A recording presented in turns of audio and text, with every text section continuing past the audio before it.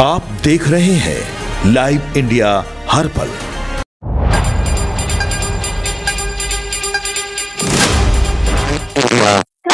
हर पल मैं हूँ आप बिहार चुनाव की घोषणा भी चुनाव आयोग ने की है। यानी कि जो है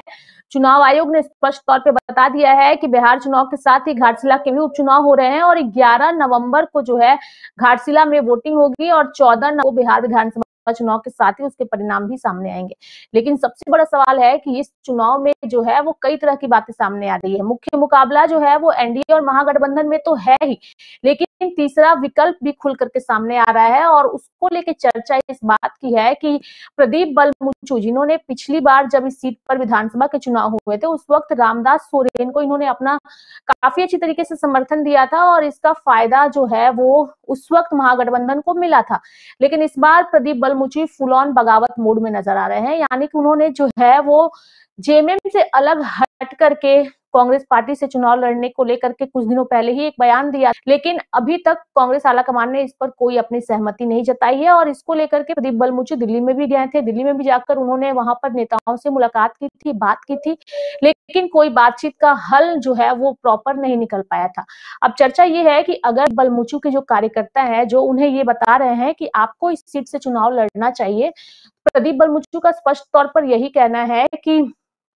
कार्यकर्ताओं की जो बातें हैं उसका ध्यान रखा जाएगा, गठबंधन धर्म का भी पालन किया जाएगा, लेकिन गठबंधन के तहत अगर हमें यहाँ पर नजरअंदाज करने की कोशिश की जाती है तो फिर हम कोई विकल्प अपना सकते हैं। यानी कि अगर प्रदीप बलमुचु बगावत करते हैं इस सीट पर, यानी कि घाटशिला सीट है, उस सीट पर उनका अपना एक वर्चस्व रहा है, कांग्रेस पार्टी के दिग्गज नेता रहे हैं, एक वक्त पर प्रदेश अध्यक्ष भी रहे हैं और क्षेत्र में जनता के बीच उनकी एक पैठ भी बनी हुई है। अगर उनका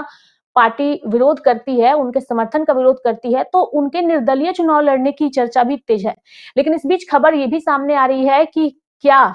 जेएलके पार्टी को वो ज्वाइन कर सकते हैं और जेएलके पार्टी से वो चुनाव लड़ सकते हैं। इसकी चर्चा इसलिए हो रही है चूंकि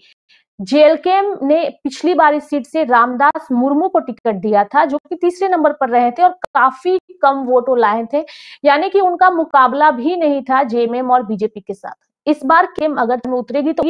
या फिर अगर तेवर कांग्रेस पार्टी प्रदीप बलमुचु निर्दलीय हैं तो जेएलके उन्हें अपना समर्थन देगी निर्दलीय के तौर पर, ना कि अपना कोई प्रत्याशी उतार करके। या फिर एक चर्चा सूत्रों के हवाले से ये भी सामने आ रही है कि प्रदीप बलमुचु जेएलके पार्टी ज्वाइन कर सकते हैं और फिर जेएलके से वो चुनाव लड़ेंगे। हालांकि अब तक इसकी कोई स्पष्ट जानकारी सामने नहीं आ रही है, लेकिन जो हमारे सूत्र बता रहे हैं वो यही बता रहे हैं कि अगर कांग्रेस पार्टी इस बार उपचुनाव में, यानी कि घाटशिला उपचुनाव में प्रदीप बलमुचु को नजरअंदाज करने की कोशिश करेगी तो वो कुछ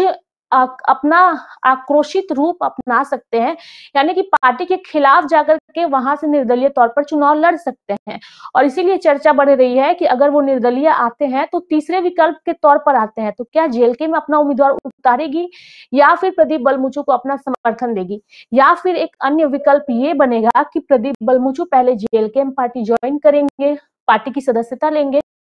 और फिर जेएलके से चुनाव लड़ेंगे। इसकी चर्चा इसलिए सबसे ज्यादा हो रही है क्योंकि जेएलके पार्टी के भले एक विधायक हैं जयराम महतो, लेकिन इस पार्टी का वर्चस्व में अवगत है अपनी जो हर एक में, यानी कि झारखंड की 81 विधानसभा सीटों की बात करें तो हर एक क्षेत्र में इनकी आवाज पहुंचती है और यही आवाज जो है